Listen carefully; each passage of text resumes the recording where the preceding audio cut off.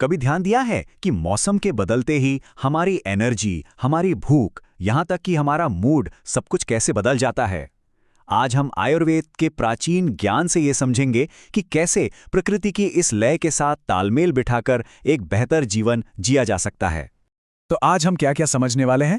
सबसे पहले तो देखेंगे कि ये प्रकृति की घड़ी है क्या। फिर देखेंगे कि साल को दो मुख्य हिस्सों में कैसे बांटा गया है और जानेंगे कि इन दोनों समयों में अपनी एनर्जी को कैसे बैलेंस रखें।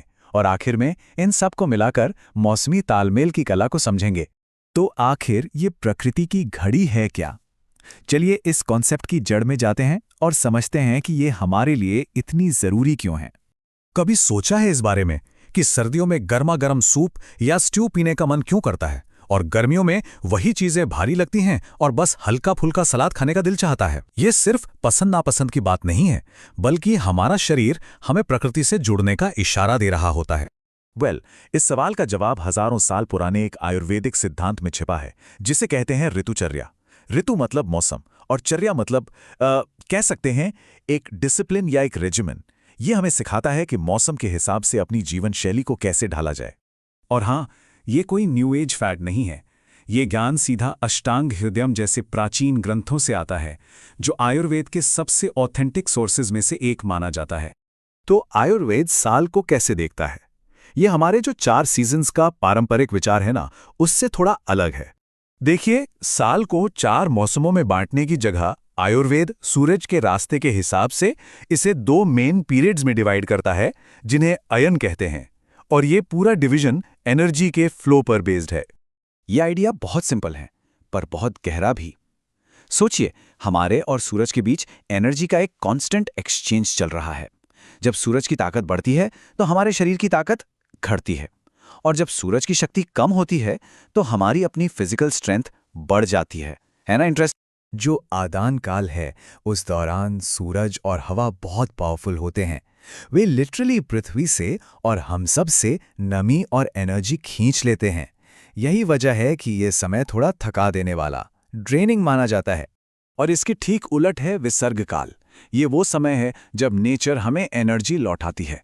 चांद का असर ज्यादा होता है, बादल, बारिश, ये सब मिलकर पृथ्वी को ठंडा करते हैं और हमारे शरीर को रिचार्ज होने का, फिर से मजबूत बनने का मौका मिलता है। अच्छा, तो ये तो हो गई थ्योरी, पर इस नॉलेज को हम प्रैक्टिकली इस्तेमाल कैसे करें? चलिए आदान काल से शुरू करते हैं, मतलब साल के उस हिस्से से जो हमारी एनर्जी को ड्रेन करता है।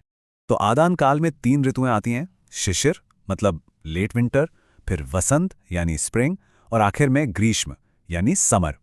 और जैसे जैसे हम सर्दियों से गर्मियों की तरफ बढ़ते हैं ना, हमारी एनर्जी भी धीरे धीरे कम होती जाती है। इस पीरियड में प्रकृति में कड़वे, कसैले और तीखे स्वाद ज्यादा होते हैं। आयुर्वेद के हिसाब से ये टेस्ट शरीर में हल्कापन लाते हैं, जो बॉडी की घटती हुई स्ट्रेंथ के साथ परफेक्टली अलाइन करता है। तो लॉजिक सिंपल है, क्योंकि बॉडी की एनर्जी नेचुरली कम है, तो ऐसे खाने और एक्टिविटीज को चुनना चाहिए जो हल्के हों और आसानी से डाइजेस्ट हो जाएं। मतलब सिस्टम पर कोई एक्स्ट्रा लोड नहीं डालना है। चलिए अब बात करते हैं साल के दूसरे हिस्से की, वो हिस्सा जो हमें एनर्जी देता है। देखते हैं कि विसर्ग काल में अपनी शक्ति को कैसे बढ़ा सकते हैं। ये जो रिचार्जिंग का पीरियड है, इसमें वर्षा यानी मानसून, फिर शरद मतलब ऑटम और हेमंत यानी विंटर, ये 3 ऋतुएं शामिल हैं। इन मौसमों में नेचर का मूड शांत और नरिशिंग होता है, जो हमें मजबूत बनाने में हेल्प करता है।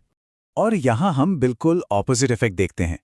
मीठा, खट्टा और नमकीन, ये वो स्वाद हैं जो शरीर को नरिश करते हैं, टिश्यूज बिल्ड करते हैं और धीरे धीरे स्ट्रेंथ को जमा करते हैं। एसेंशियली हमें ठंडे महीनों के लिए तैयार करते हैं। इस दौरान हमारी आदतें भी बदलती हैं। हम नेचुरली ही ज्यादा नरिशिंग, भारी खाने की तरफ खिंचते हैं।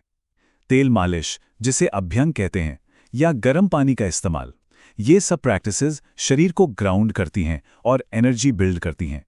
तो इन सब का सार क्या है? मतलब द बॉटम लाइन इज, इस ज्ञान को हम अपनी डे टू डे लाइफ में कैसे लेकर आएं? देखिए, ऋतुचर्या का मतलब कोई स्ट्रिक्ट रूल बुक फॉलो करना नहीं है। इसका असली मकसद है माइंडफुल एडेप्टेशन, मतलब अपने शरीर और अपने आसपास के एनवायरनमेंट में हो रहे बदलावों के प्रति जागरूक होना। तो अगर सब कुछ समेटें तो कुछ मेन प्रिंसिपल्स याद रखने वाले हैं। पहली बात, हमारा शरीर नेचर से अलग नहीं है, हम उसी के रिदम का हिस्सा हैं। दूसरी, हेल्थ कोई फिक्स्ड चीज़ नहीं है, ये एक डायनामिक बैलेंस है जो मौसम के साथ बदलता रहता है। और हाँ, मौसम बदलने का जो ट्रांजिशन टाइम होता है ना, वो सबसे क्रूशल होता है।